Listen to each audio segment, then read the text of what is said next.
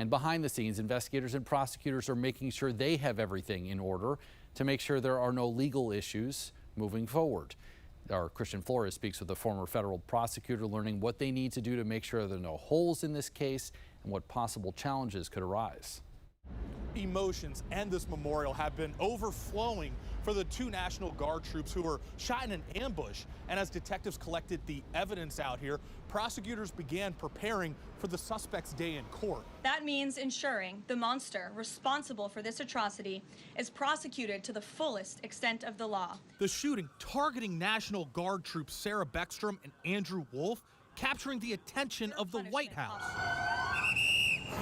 Prosecutors now tasked with combing through all of the evidence at the scene. They're going to also be running down, all the video evidence on the streets of Washington, D.C., any passersby who had cell phones. They'll gather all of that evidence, and they will have been doing that immediately because they know that the sooner you gather all that up, the more protected your case is as you move forward. Former federal prosecutor John Fishwick telling 7 News one challenge may be jury selection amid the attention surrounding this case. Just about everybody will have heard something about it, but I think the key thing is you want jurors who haven't made up their mind, that they know something about it, but they're willing to listen to all the evidence and then make up their mind after they hear that. The U.S. Attorney's Office for D.C. telling 7 News Ramanullah Lochinwall, who was shot shortly after he allegedly fired at the troops, will appear in court when he's out of the hospital.